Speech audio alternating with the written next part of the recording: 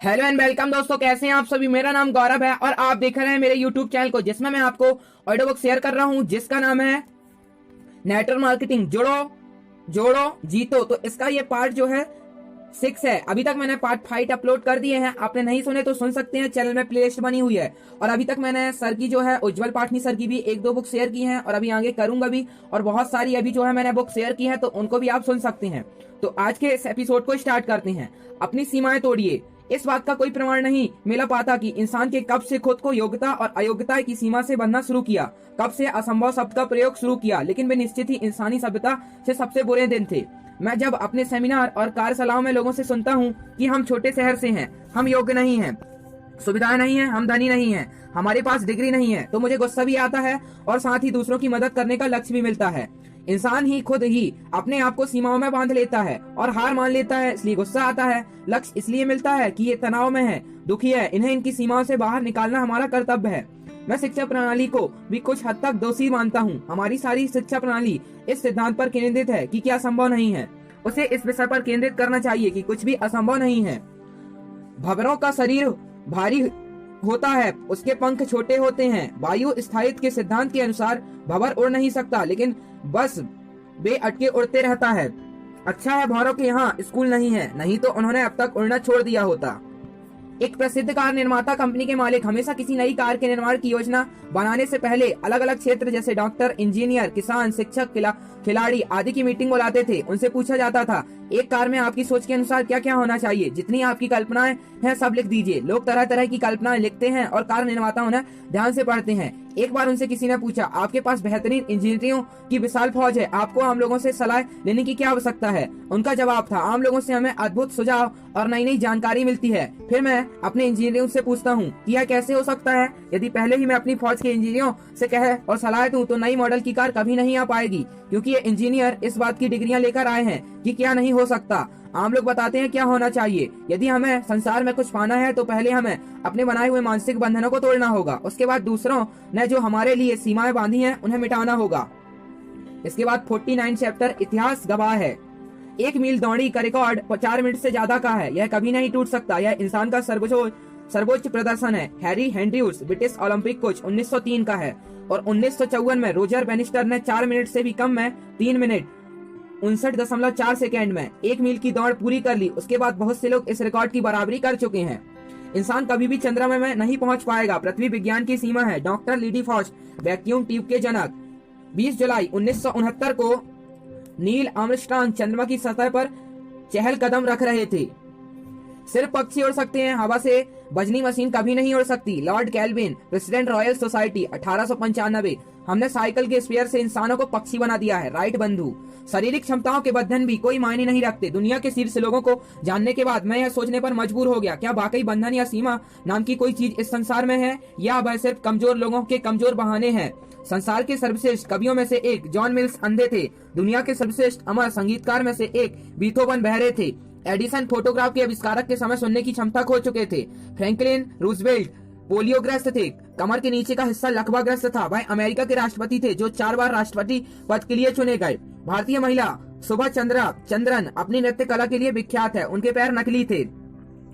बिल्मा Rudolf polio होने के कारण चल नहीं सकती थी, उनके बावजूद उन्हें ओलंपिक दौड़ में 3 स्वर्ण पदक मिले।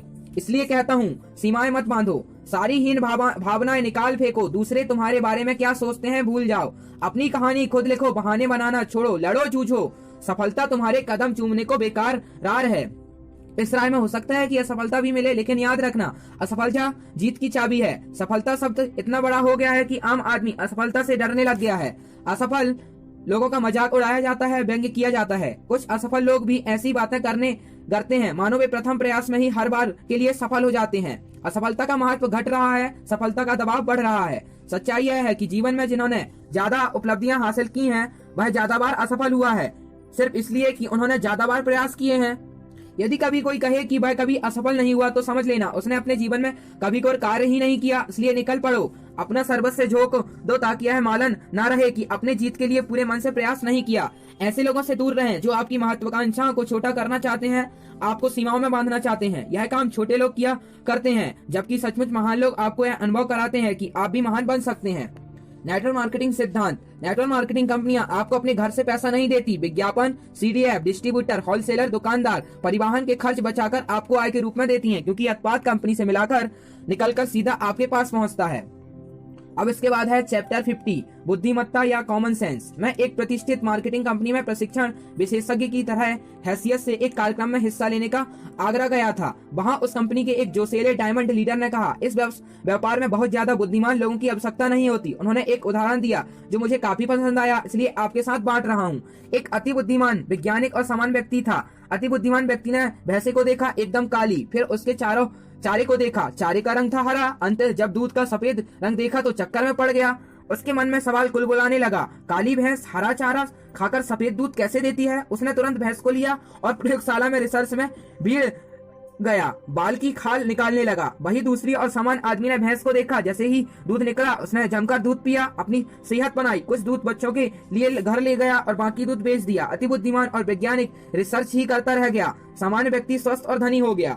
यही नेटवर्क मार्केटिंग प्रणाली में भी लागू होता है। इस व्यवसाय में किसी विशेष बुद्धिमत्ता या कौशल की आवश्यकता नहीं होती। सफलता के लिए ढेर सारा जुनून और थोड़ा कॉमन सेंस होना चाहिए। इसके बाद चैप्टर 51, नेतृत्व क्षमता के 7 नियम।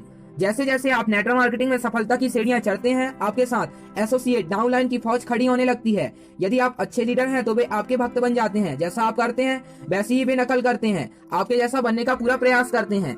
अनुयायियों की यह भीड़ आपके अंदर दम्भ और घमंड ला देती है और आप अपने मूल उद्देश्य से हटकर चेलों और भक्तों का प्रश्रय देना शुरू कर देते हैं। उसके उलट एक लीडर का असली दायित्व साथियों को गलत और सही का बोध कराना होता है। लीडर हमेशा साथियों के लिए उदाहरण बनता है। लीडर सकारात्मक आलोचना करता है, स्वयं से गलती हो जाने पर स्वीकार भी करता है। इस बात पर सभी प्रबंधन गुरु का एक मत है। यदि किसी संस्थान या कंपनी को शिखर पर ले जाना है तो संस्थान में हर स्तर पर नेतृत्व क्षमता के धनी लोग होने चाहिए, जो संस्था के भले बुरे हो सकते हैं और देखते हैं, कठिन निर्णय ले सके और व्यक्तिगत अहं और स्वार्थ के किनारे रख सकें। नेतृत्व का नियम 1, अनुयायी या लीडर बनाइए। यदि आपको नेटवर्क मार्केटिंग में सफलता पानी हो तो आपको अपनी डाउनलाइन निचले क्रम के साथियों में लीडर पैदा करने होंगे, उनमें क्षमता का विकास करना होगा। यदि मैं उज्जवल पार्टनी किसी नेटवर्क मार्केटिंग का डिस्ट्रीब्यूटर हूं तो नए लोगों को जोड़ने के बाद मुझे उनमें कई उज्जवल पार्टनी पैदा करने होंगे, विकसित करने होंगे। इस तरह मेरी शारीरिक उपस्थिति भले ही एक जगह होगी, परंतु मेरे जैसे अन्य लोग कई जगह परिणाम पैदा करते होंगे।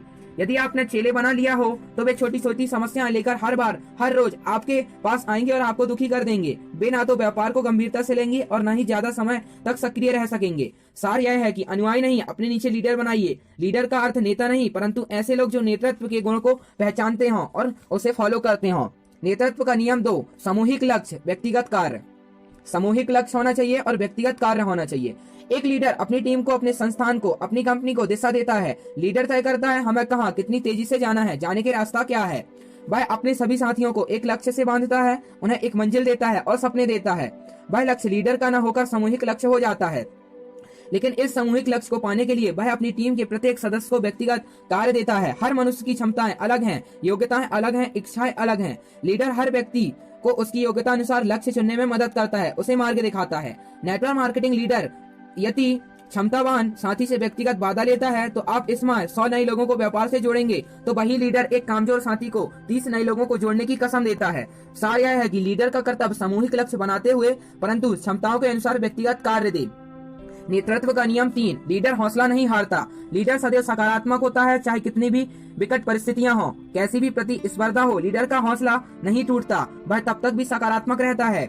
यदि लीडर के मन में भय भी हो, हिम्मत टूट भी रही हो, तब भी वह नकारात्मक को अपने ऊपर नहीं हावी होने देता, चेहरे पर नजर नहीं आने देता। क्योंकि यदि किसी सेना के सेनापति का मनोबल टूट जाए तो उस सेना के हार तय हो जाती है।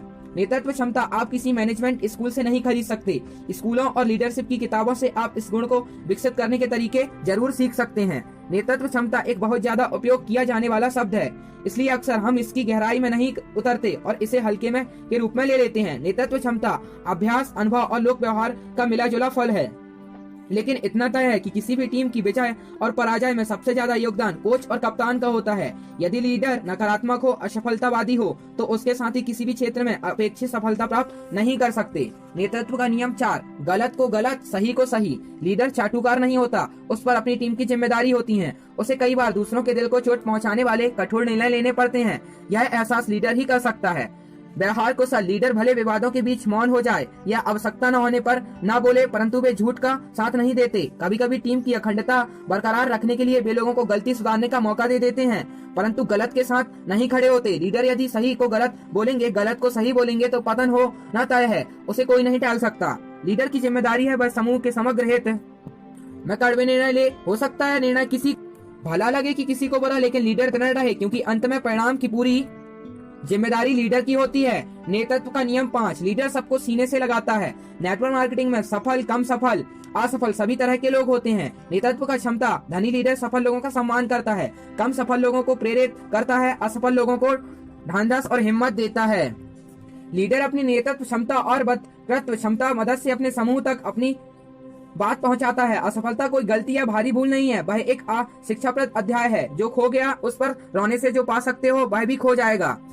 सिर्फ इतना ध्यान रखना है कि जो गलती एक बार हो जाए उसे दोबारा मत करना। वही गलती बार बार करने वाला व्यक्ति मूर्ख होता है या लापरवाह है। कुछ लीडर असफल लोगों के साथ सम्मानजनक व्यवहार नहीं करते, उन्हें उचित सम्मान नहीं देते। ऐसे लीडर कभी भी लोकप्रिय नहीं हो पाते। सच्चे लीडर असफल लोगों को भी सीने से लगाते हैं और कहते हैं सिस्टम पर चलते रहो, असफल हुए तो भी फर्क नहीं होता और ना पैदा होता है। नेतृत्व का नियम 6, लीडर हर पल सीखता है।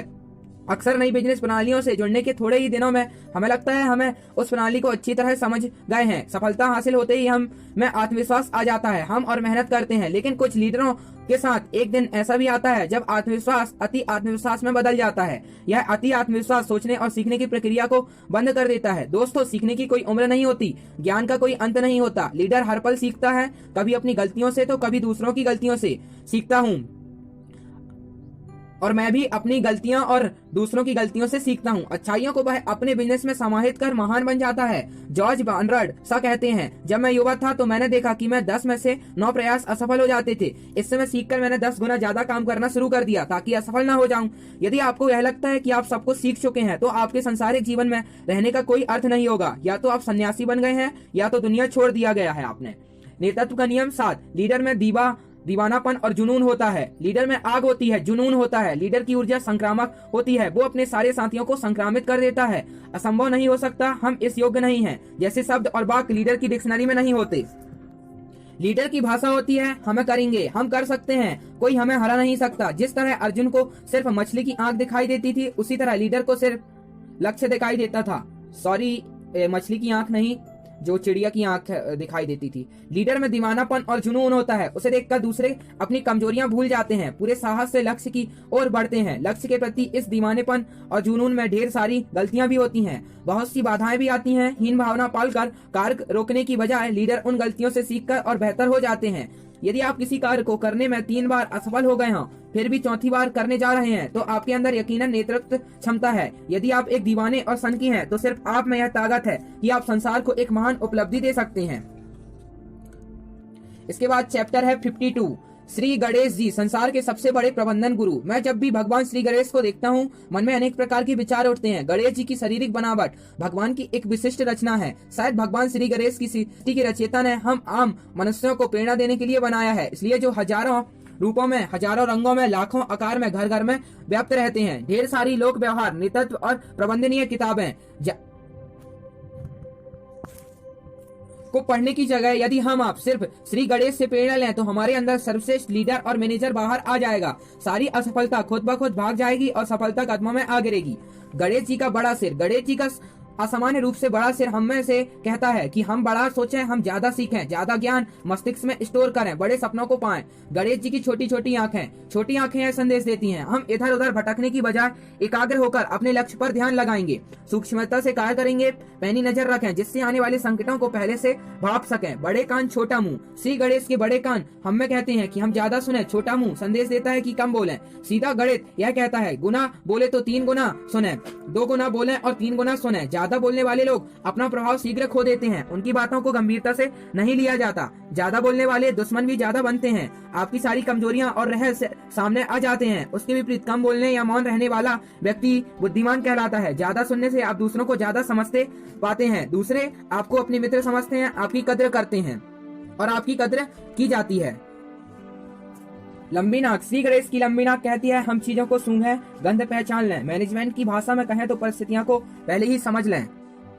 विपत्ति या प्रतिकूल स्थिति आने के पहले ही सचेत हो जाएं, दूसरों के मनोभाव को, मस्तिष्क को, अच्छे और बुरे विचारों को समझ सकें। नाक यह भी कहती है कि इधर उधर अवसरों को ढूंढें, उन्हें पहचानें और सफलता पाएं। बड़ा पेट, गणेश जी का बड़ा पेट यह कहता है अच्छा और बुरा सब कुछ पचा जाए, सफलता या असफलता हो तो ज्यादा गमहीन ना हो, सफलता से ज्यादा दम्भ ना हो, अपनी बातें, अपनी योजना, रहस्य अपने ही अंदर रखें। हम दैनिक जीवन में सब कुछ विपरीत करते हैं, कम सीखते हैं, स्वयं को ज्यादा समझते हैं, नए विचारों को मस्तिष्क में प्रवेश नहीं करने देते, अपने पूर्वाग्रह से ग्रस्त रहते हैं, कम सुनते हैं, ज्यादा बोलते हैं, इससे संबंध बिगड़ते हैं, महत्व कम मिलता है, दूसरों को समझने का अवसर ही नहीं मिल पाता, हम एकाग्रचित नहीं होते हैं, एक काम में ध्यान लगाने की बजाय हम इधर उधर भटकता रहते हैं, अस्थिरता की वजह से हम और नुकसान होता है, हमारे पास होता कम है, हम दिखाते ज्यादा हैं, काम पूर्ण होने के पूर्व भी ढिंडोरा पीट देते हैं, विचारों को, उत्तेजनाओं को, क्रोध को, नाराजगी को पचा नहीं पाते, जिससे बनाए काम बिगड़ जाते हैं। बड़ा पेट कहता है सब कुछ पचा जाओ, किताबें पढ़कर प्रेरित होने का समय न हो तो एक सफल लीडर, मैनेजर या व्यक्ति बनने के लिए गणेश जी से प्रेरणा लेकर हम सब सफलता के शिखर पर पहुंच सकते हैं। सारे Peter Drucker, Dale Carnegie, Zig Ziglar, Deepak Chopra ने सिद्धांतों का निचोड़ निकाला जाए तो सृष्टिकर्ता की अनुपम रचना श्री गणेश ही सामने आएंगे। अब इसके बाद है चैप्टर 53, साथियों के बारे में पूर्वाग्रह मत रखिए।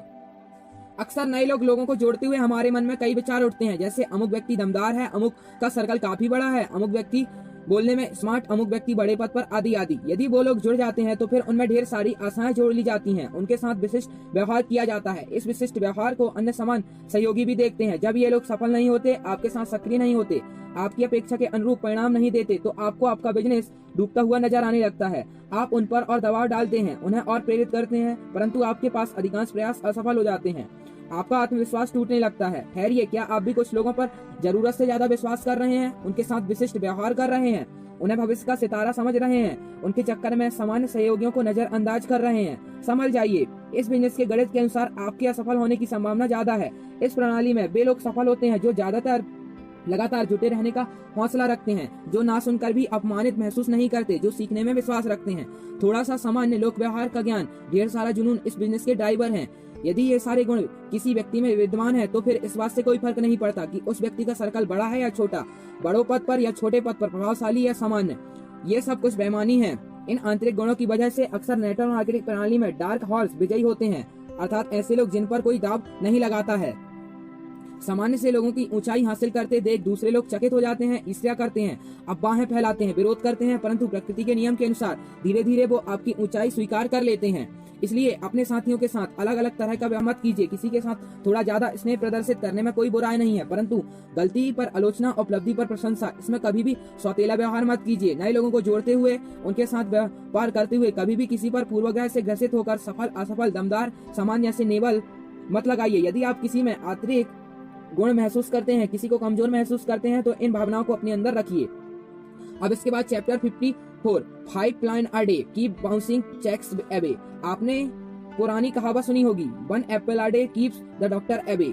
अर्थात अगर आप एक दिन में 1 एप्पल डेली खाते हैं तो आपको डॉक्टर के पास जाने की जरूरत नहीं है। वैसे ही नेटवर्क मार्केटिंग प्लानिंग में भी एक कहावत है, 5 plan a day keep bouncing cheques away. यदि आप हर रोज 5 नए लोगों को प्लान दिखाते हैं तो आपके बैंक बैलेंस में कभी कमी नहीं आएगी, आपके चेक कभी भी अकाउंट में ना रकम होने की वजह से बाउंस नहीं होंगे। यदि हम नेटवर्क मार्केटिंग नियम से देखें तो जो व्यक्ति एक दिन में 5 लोगों को प्लान दिखाने का जुनून रखता है, वह 1 महीने में 150 लोगों को प्लान दिखाता है। कम से कम भी सोचें तो लगभग 150 में से 20 लोग व्यापार में जुड़ने या उत्पाद खरीदने में सहमति दे देते हैं। ये 20 लोग एक वर्ष में 200 में बदल जाते हैं और वे सब मिलकर इन्हें हजारों लाखों में बदल देते हैं। लेकिन 5 प्लान प्रतिदिन दिखाना कोई हंसी खेल नहीं है। इसके लिए दृढ़ निश्चय, जबरदस्त मेहनत चाहिए, लोगों की ना सुनने की हिम्मत चाहिए। यदि सिर्फ कुछ महीने आपने यह हिम्मत कर ली तो ये कुछ महीने आपके जीवन के बचे हुए वर्षों की तकदीर बदल सकते हैं। अपनी लंबी चौड़ी लिस्ट निकालिए, प्लान दिखाने के लिए निकाल पड़िए। और हाँ, असफलता में से मत घबराना, क्योंकि नेटवर्क मार्केटिंग में जो ज्यादा बार असफल होता है वही तो अंत में सफल होता है। ज्यादा बार असफलता होने का मतलब है आपने ज्यादा प्रयास किया है, ज्यादा लोगों से बात की है, ज्यादा प्लान दिखाए हैं। तो औसत है कि नियम से आपको असफलता और सफलता अवश्य मिलेगी, तो औसत के नियम से आपको सफलता जरूर मिलेगी। इसके बाद चैप्टर है 55, बुमरेंग लौटकर आएगा। पुराने जमाने में लोग पक्षियों का शिकार करने के लिए बुमरेंग का इस्तेमाल करते थे। बुमरेंग अपना कार्य करके फेंकने वाले के पास लौटकर चला आता था। ठीक इसी तरह जिंदगी भी बुमरेंग के सिद्धांत पर चलती है। आप जो दूसरों को देते हैं वह लौटकर आपके पास आता है। आप दूसरों के साथ जैसा व्यवहार करते हैं वे भी आपके साथ वैसा ही व्यवहार करते हैं। आप दूसरों को उनके कार्यों का श्रेय देते हैं, वे पलटकर आपको श्रेय देते हैं। आप उनका श्रेय छीनते हैं, वे भी मौका पाकर वैसा ही करते हैं। जो भी चीज आप सबसे ज्यादा चाहते हैं उसे सबसे ज्यादा बांटिए। आप चाहते हैं दूसरे आपके व्यक्तित्व को, आपकी भावनाओं को समझें। इसके लिए पहले है कि आपको अपनी भावनाओं को समझना होगा। आप चाहते हैं दूसरे आपकी मुश्किलों में मदद करें, इसके लिए आपको उनके संकटों में साथ खड़ा होना होगा। प्यार चाहते हैं तो प्यार बांटिए, तिरस्कार चाहते हैं तो तिरस्कार बांटिए। कर्मठ लोग चाहते हैं तो दूसरे के प्रति कर्मठता दिखाइए। ईमानदारी चाहते हैं तो उनके साथ ईमानदारी दिखाइए। अपने समूह में अनुशासन चाहते हैं तो समय अनुशासन पालिए। नेटवर्क मार्केटिंग में बुमरेग सिद्धांत का बेहद महत्व है। यदि अपना सजग है, स्पष्ट लक्ष्य बनाकर चल रहे हैं तो वह प्रभाव नीचे तक जाता है। यदि अपना मृदभाषी है, व्यवहारिक है, तो उस समूह के व्यवहार में वह बात देखी जाती है जो आप कर रहे हैं और जो आप कह रहे हैं। अधिकांशतः वे आपके समूह द्वारा दोहराई जाती हैं। सबसे बड़ी बात यह है कि आप सफलता चाहते हैं तो दूसरों को सफलता दिलाने का प्रयास कीजिए। वे सारे लोग स्वतः ही आपके लिए मेहनत करेंगे। यदि आप अपना हित चाहते हैं तो इस प्रणाली में दूसरों का हित कीजिए। जैसा कि मैंने पूर्व में कहा है, परहित से स्वहित साधें। इसके बाद है चैप्टर 56, लोगों को थोड़ा बेहतर महसूस कराइए। तो लोगों को थोड़ा बेहतर महसूस कराइए, इसको हम लोग अगले एपिसोड में कवर करेंगे।